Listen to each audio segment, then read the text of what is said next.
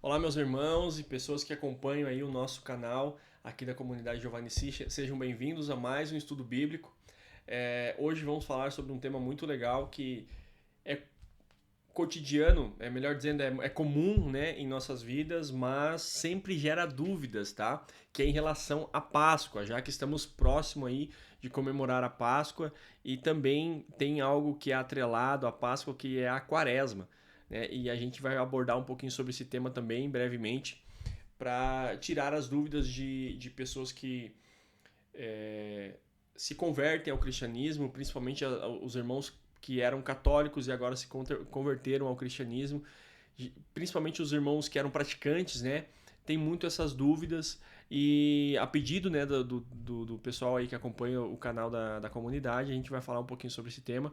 Vai ser um pouco mais breve, né, do que os outros dias, porque já é um tema bem conhecido, mas a gente vai abordar isso, ver a importância e como isso deve ser aplicado ou enxergado com a perspectiva bíblica, tá?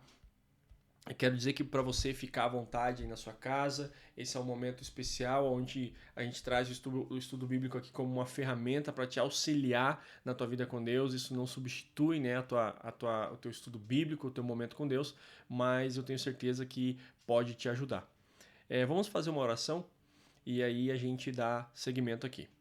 Pai querido, em nome de Jesus, oramos ao Senhor, te louvamos e te bendizemos por tudo que o Senhor tem feito em nossas vidas, pela graça e pela misericórdia que tem nos alcançado. Pai, que a tua palavra fale conosco, transforme o nosso coração e a gente venha estar mais próximos daquilo que é a realidade da tua palavra e da tua vontade. Em nome de Jesus, que o teu Espírito Santo nos conduza. Amém e amém.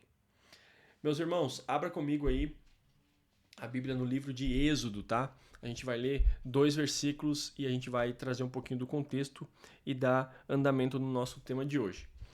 Êxodo capítulo 12, versículo 13. Diz o seguinte: O sangue será um sinal para indicar as casas em que vocês estiverem. Quando eu vir o sangue, passarei adiante. Preste atenção nessa palavra, passarei adiante. A praga de destruição não os atingirá quando eu ferir o Egito. Próximo versículo é o versículo 14, que diz assim: Este dia será um memorial que vocês, todos os seus descendentes, celebrarão como festa ao Senhor. Celebrem-no como decreto perpétuo. Tá? Então aqui o que acontece? Vamos voltar um pouquinho lá no início da história, né? No início ali, após a criação da humanidade. Passado algum tempo, o povo de Deus, o povo hebreu, o povo escolhido de Deus foi capturado, né, pelo Egito devido a uma grande fome, uma grande crise que teve na região. Foi capturado como escravo para que eles pudessem sobreviver, trabalhar aí pro Egito e sobreviver, né, ter pelo menos o que comer. E o povo fica muitos anos como escravo e as leis do Egito, né, o governo do Egito impôs leis muito rígidas a ponto de não permitir mais que o povo adorasse a Deus, porque o povo estava se multiplicando, era um povo muito grande, né, com muitos habitantes.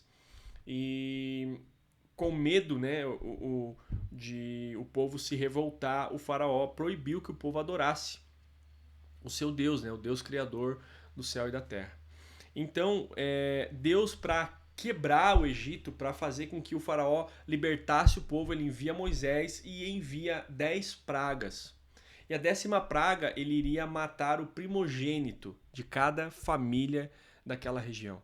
Mas ele fala com o seu povo, com o povo hebreu, e diz o seguinte: olha, vão, sacrifiquem um cordeiro sem mancha, sem mácula, né? E peguem o sangue desse cordeiro e pintem os umbrais das portas, os marcos das portas, né? E quando a minha presença passar, o anjo passar, eu passarei por essa casa que tiver a mancha, a marca do sangue, e ali essa família vai ser poupada. Ali eu não vou atingir, não vou ferir o primogênito daquela família. Então, dessa forma acontece, o anjo vem e a Bíblia vai dizer que ele mata o primogênito de todas as famílias egípcias. e as famílias do povo escolhido de Deus, que pintou as suas portas com o sangue do cordeiro, um sacrifício de sangue, o sacrifício de um ser, essas famílias foram poupadas, tá? Então, lembra que eu falei para você prestar atenção na palavra passar adiante? Por quê? Porque a palavra Páscoa, ela significa, em hebraico, ela significa pesar, que quer dizer passar por cima, certo? Então, é bem literal, a palavra significa uma passagem, eu passei por cima. Então, quando a marca estava ali, o anjo que veio para ferir o primogênito, ele passou por cima. Então, Deus instituiu para que o povo comemorasse essa marca histórica como uma festa, né, em memória de uma redenção, certo? Isso já faz alusão lá a Jesus quando fomos libertos do pecado, mas já vou chegar lá.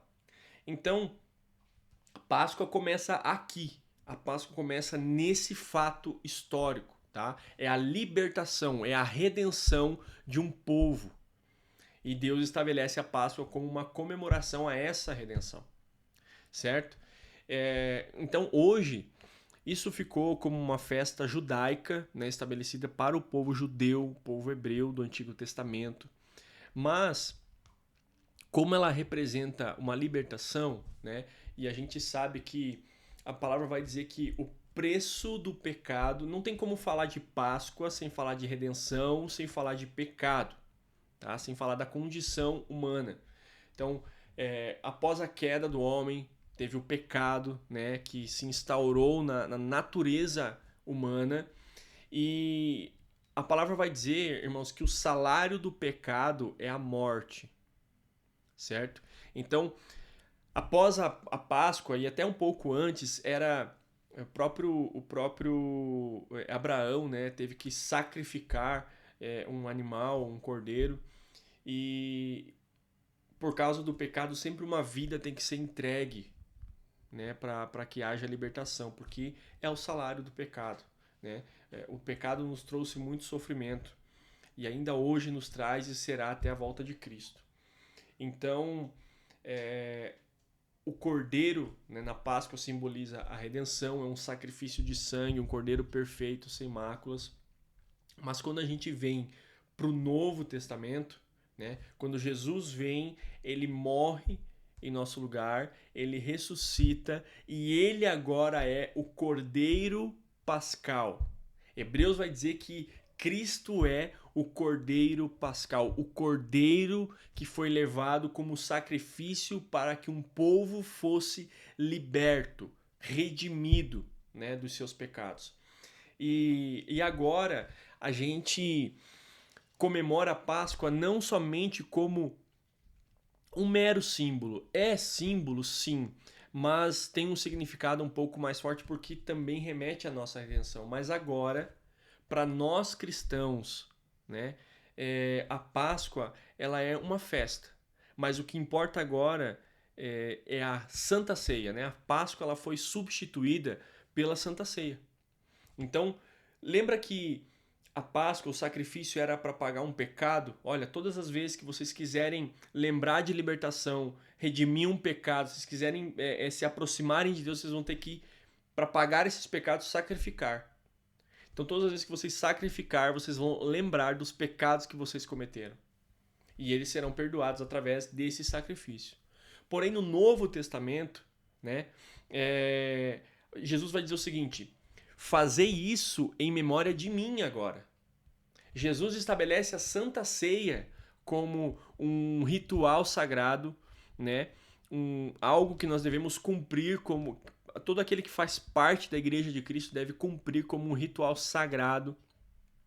É a Santa Ceia. E Jesus vai dizer agora o seguinte: façam isso agora não em memória do pecado de vocês, mas em memória de mim, que eu sou o Cordeiro Pascal.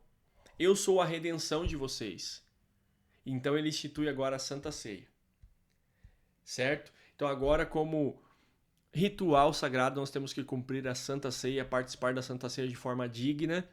E posteriormente a gente vai falar, né, talvez num outro momento, sobre a Santa Ceia em específico, o que significa participar de forma digna, né? O que significa realmente fazer parte do corpo de Cristo. E todo aquele que faz parte do corpo de Cristo, da igreja mística do Senhor, né? Ele deve participar da Santa Ceia, certo?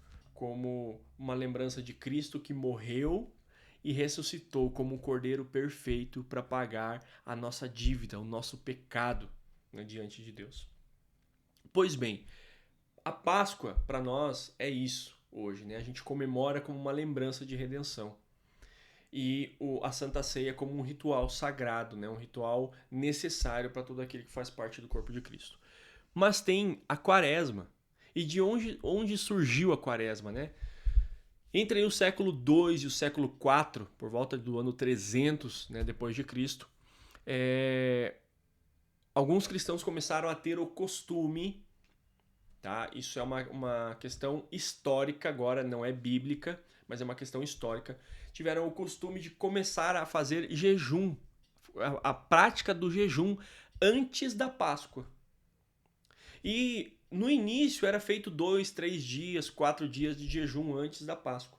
Mas com o passar do tempo, essa prática de jejum, de santificação, de purificação, né, usando esse termo, foi ganhando mais forma, mais força e foi estabelecido não como um credo, vamos dizer assim, algo obrigatório, após isso sim, mas no início não, como 40 dias. Foi estabelecido 40 dias de jejum, de busca por Deus, de sacrifício de coisas, de penitência, de orações, né?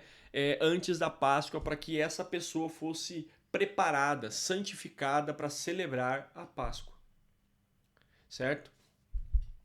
Mas é importante a gente levar em consideração, e na verdade, principalmente para eu e você que somos cristãos protestantes, né? A gente tem que entender que nós não temos nenhum ritual hoje que possa justificar pagar os nossos pecados. Porque a própria palavra vai dizer que sangue de bode nenhum, sangue de animal nenhum é capaz de pagar os muitos pecados que nós temos. Mas um único sangue, um único sacrifício que já foi pago, que já ocorreu, que é em Cristo Jesus na morte da cruz, esse sacrifício já é suficiente para pagar todos os nossos pecados. E esse assunto parece clichê, irmãos, mas a gente... muitas pessoas, né, não a maioria, mas muitos de nós ainda têm dúvidas sobre, poxa, eu tenho que fazer algo para redimir os meus pecados. E nós, a verdade é que nós não conseguimos fazer nada para pagar os nossos pecados. Jesus é quem paga. E nós temos que ter fé em Cristo e crer que o sacrifício da cruz é suficiente para pagar todos os nossos pecados. Então, a Quaresma, ela foi estabelecida, principalmente o número 40, né? Quaresma 40, que é um número que tem muitas feitos na Bíblia, né? Jesus jejuou 40 dias no deserto, enfim, então tem essas referências que são inspiradas na Bíblia, né? Foram tidas para estabelecer 40 dias de jejum, por isso a Quaresma, tá? Mas quando Calvino e Lutero vieram com a reforma protestante, né, que eles romperam com a igreja romana, eles romperam justamente porque a igreja romana, a católica romana, estava estabelecendo isso como um ritual obrigatório para quem fizesse parte da igreja, certo? Sendo que a Bíblia não institui nenhum ritual para pagar pecados. A ceia, por exemplo, ela é um ritual sagrado para lembrança de Cristo, do sacrifício que Cristo já fez. Mas participar da ceia não é um pagamento de pecados, não é uma justificação para sermos salvos. Eu quero ler com vocês Colossenses, capítulo 2, versículo 16. Que diz o seguinte: ninguém, pois, vos julgueis por causa de comida ou bebida ou dia de festa. Próximo versículo, Romanos 14, versículo 5. Um faz diferença entre dia e outro julga iguais todos os dias. Então, o que Lutero e Calvino veio para trazer em contrapartida ao que a Igreja Romana Católica vinha estabelecendo?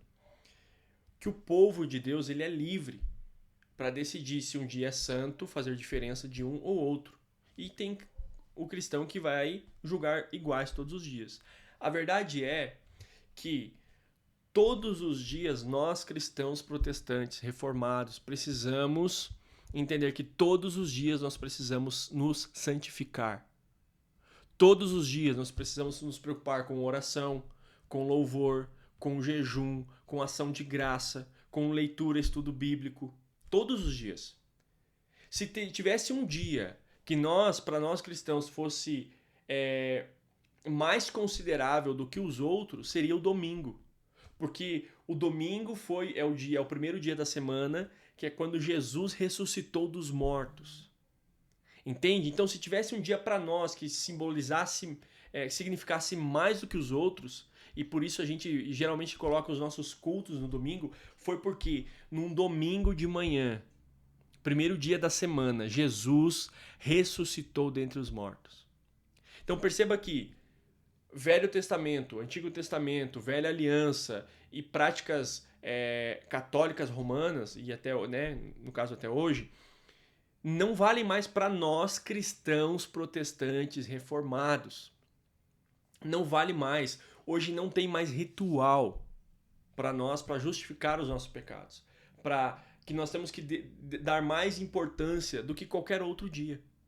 Todos os dias para nós deve ser santo, deve ser redimido, deve ser nos importando com a vontade de Deus. Certo? E digo mais,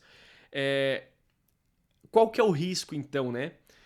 Que a gente deve cuidar? Se você quiser considerar a quaresma, preste atenção.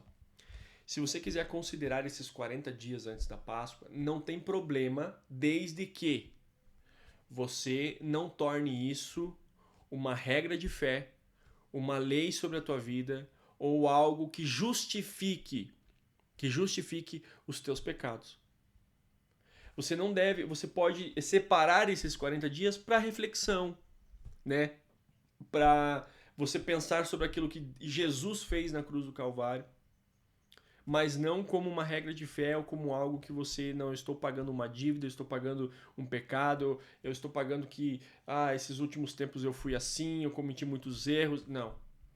Todos os dias você deve se preocupar em santificar a Deus, em jejuar, em orar, em participar do culto, né? em ser um discípulo de Cristo, em ler as Sagradas Escrituras. Certo? Então, para a gente caminhar para uma conclusão, nós nos preocupamos com a presença de Deus todos os dias. A Páscoa, ela é uma festa que ela deve ser comemorada por nós, mas não como algo obrigatório, no sentido de eu participei da Páscoa, então eu cumpri a minha obrigação com Deus. Não, isso não justifica nada. A Páscoa a gente lembra que o povo de Deus foi liberto do Egito e já estava sinalizando lá na frente, quando Jesus iria morrer. Lá no Egito, um cordeiro, um animal sem manchas, morreu para que um povo fosse liberto da escravidão. E agora Jesus, o cordeiro perfeito, o sacrifício perfeito, sem manchas, sem pecados, derramou o seu sangue para libertar o povo do pecado. A humanidade escolhida por Deus foi liberta do pecado agora através desse sacrifício que é suficiente para pagar todos os pecados. E na dúvida, irmãos, preste atenção, principalmente para você que talvez é novo na fé, né? Será que eu não devo participar da quaresma ou de qualquer outro ritual que antes eu participava? Preste atenção, na dúvida, não faça nada. Se preocupe em olhar para a cruz de Cristo, crer nesse sacrifício, que isso basta. Isso basta. A salvação, a justificação, a redenção do cristão genuíno está na cruz do Calvário. E não em rituais, em protocolos ou em costumes, tradições. Ficou claro, irmãos? A quaresma não é bíblica. A quaresma é uma tradição histórica. que começou a partir do século 3, 2, 3, 4, por ali, né, aproximadamente no ano 300 e alguma coisa, e se perpetuou, né, ao longo da história como um pré-requisito, uma coisa a ser seguida, muitas vezes obrigatória, por muitos anos obrigatória, os cristãos da época eram cobrados por isso, mas na nova aliança em Cristo Jesus não existe ritual para que nós venhamos justificar os nossos pecados. Então, se você quiser separar dias antes da Páscoa, né, para santificação, não tem problema, desde que você não torne isso uma regra de fé. Você não precisa cumprir isso, você quer cumprir isso como uma forma de reflexão, como uma forma de você se abster de alguns costumes para você refletir na sua vida, para que você venha a ser transformado cada dia mais. Mas lembre-se, todos os dias devem ser santificados e entregues ao nosso Senhor. Amém, meus irmãos? Eu espero que isso tenha esclarecido dúvidas na sua cabeça, no seu caminhar, né, em relação ao Evangelho, ao cristianismo, e que nós viemos lembrar que Cristo é o nosso Cordeiro Pascal. Então, nos próximos dias, quando a gente comemorar a Páscoa, lembre-se, você deve devoção a Cristo porque Ele te libertou, pagou os teus pecados, te redimiu de uma culpa eterna. Amém, meus queridos? Que Deus te abençoe, vá em paz, fique em paz, reflita sobre essa mensagem, essa palavra de hoje, e que isso venha a ser estabelecido na tua vida. Né? Que você não venha mais se preocupar com rituais, com ritual algum, mas que os teus olhos sejam fixados na cruz do Calvário, que é o sacrifício suficiente da nossa vida. Que Deus te abençoe e até o próximo estudo.